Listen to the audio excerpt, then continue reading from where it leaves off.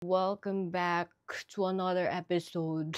I'm not feeling well today. Para akong sisipunin or something. Kakagaling ko lang night shift last night. I think allergic ako sa work. Kasi every time, ang dami kong mga shift, nagkakasakit ako. Anyway, samahan niyo ako kasi wala na akong food. Dito sa flat ko, meron kaming Asda na malapit like mga 6 minutes away from here. So, yun yung pupuntahan ko. And bibili ako ng medication doon para hindi lumala yung sakit ko. At saka merong nag-order sa akin from my shop ng scrunchies na matagal ko nang ginawa pero ngayon ko lang binigyan ng atensyon. Ifo-fulfill natin siya and ipapadala natin sa Royal Mail. Let's go! So, bali guys, nag-order siya ng isang set ng handmade scrunchies. May red, blue, tsaka green. Meron siyang inside zip pocket. Yan naman, ang cute. Reds. Handmade ko pala to. Ginawa ko siya before.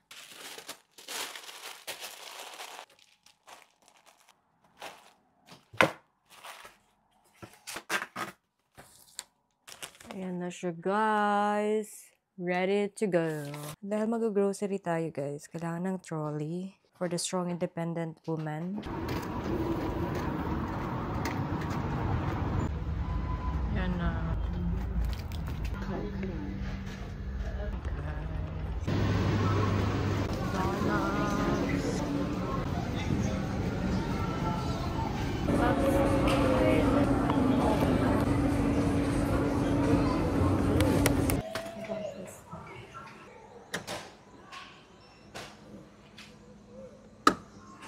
Ang cute nito. Gusto ko siyang bilhin. Wow. So cute.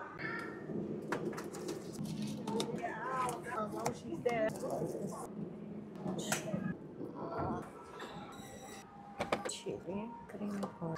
Maliit.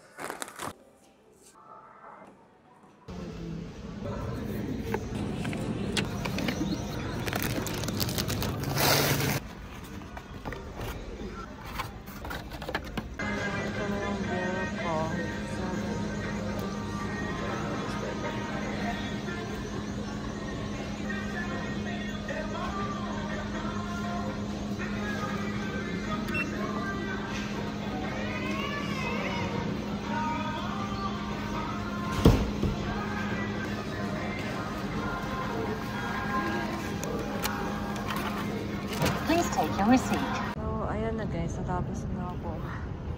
Tapos, tingnan niyo naman. Ang dilim na.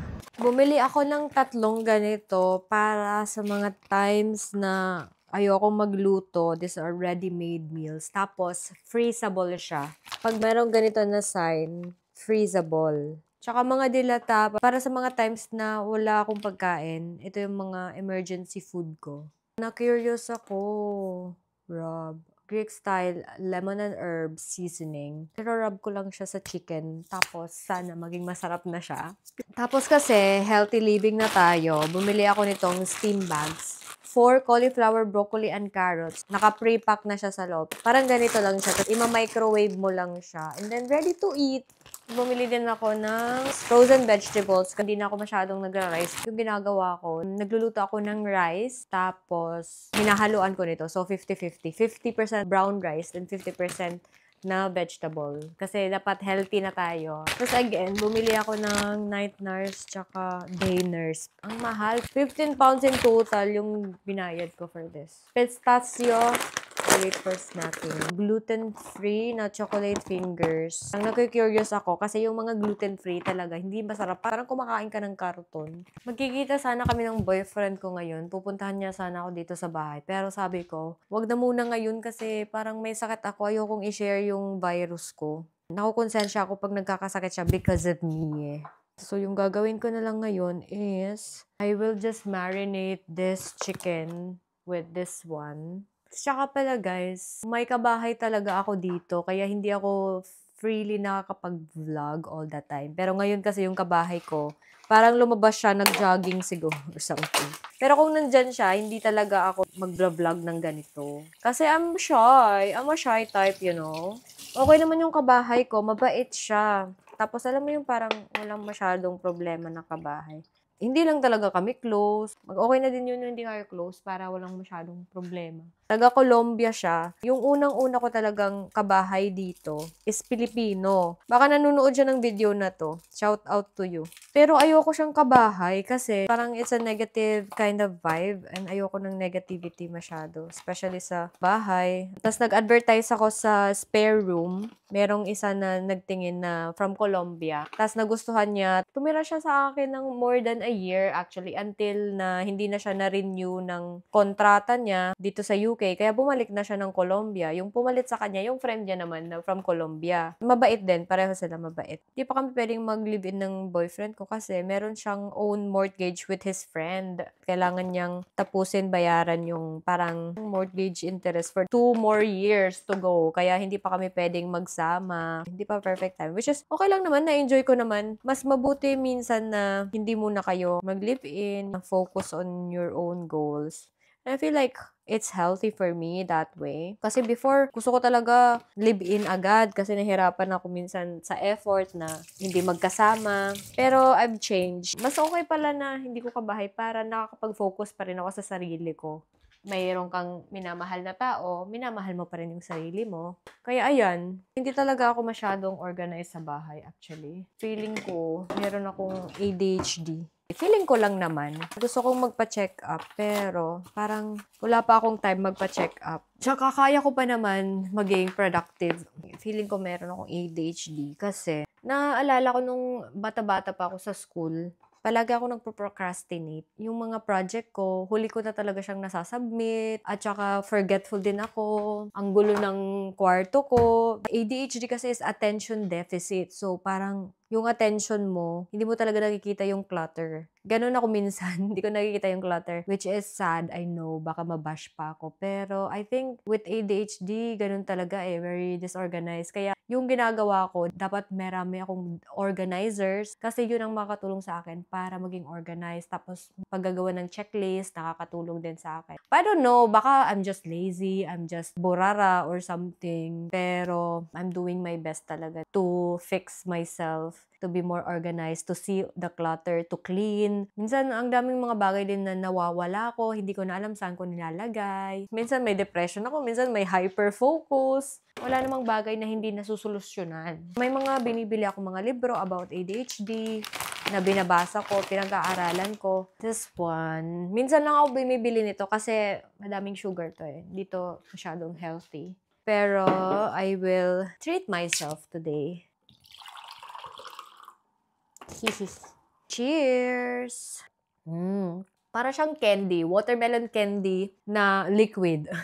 Mag-set kaya ako ng Christmas tree ko dito. Wala na akong space kasi pakita ko sa inyo. Ito yung sala at saka dito ako nagka-crafting. Isa kong table. Sorry, magulo siya. Ganun talagang buhay, magulo minsan. May mga bags ako handmade. Tapos bukas, pipicturan ko sila. Handmade yan, guys. Kung gusto nyo malaman paano mag-business sa UK. At kung maging successful naman ako, i-share ko sa inyo. Hindi ako makapaniwala minsan na ako yung gumawa nito na handmade siya. Minsan na-amaze pa rin ako. So, ayan. Magre-relax na lang ako dito with my foodings. Kasi kailangan kong mag-rest. Palagi na akong work. Kaya ako nagkakasakit. Ayan. Good night, guys.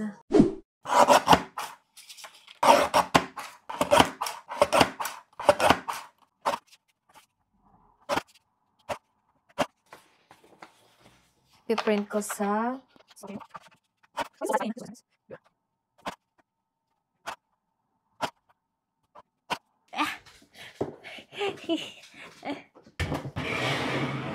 Okay. Tinahi ko before na parang mga wallet. Lalagyan ko siya ng mga logo ko na may QR code.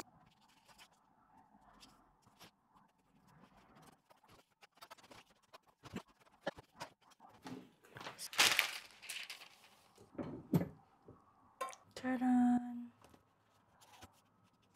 Nadikit naman siya. Ano tawag dyan?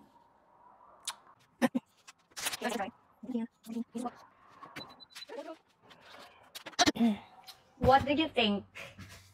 I made an error and this is the results. Yan lang ang ginagawa ko dito. Nag-i-stay lang talaga ako sa bahay most of the time. And I'm always looking forward sa mga off ko na mga araw kasi it means I can do my crafting, I can do a lot of things at home. Kung pwede lang sana na I could leave my job and focus on this. Pero of course, hindi naman yun posible for now. Wala pang bumibili sa mga bags ko. Pero sana naman may bumili.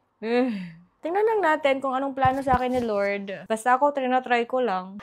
This is the ulam for today. So, that's it, guys. Malapit nang mag 6 p.m. Yung gagawin ko na lang is kakain, tas magre-relax na ako. Tas bukas, duty na naman. Gusto ko lang ipakita kung ano yung day ko dito. Like, most of the time, hindi na talaga ako lumalabas para makatipid ako. And also, sobrang busy ko sa mga crafting business ko dito. Kaya wala na ako masyadong time gumala talaga. I choose to spend my time wisely na what really matters to me. Anyway, yun lang. Bye-bye.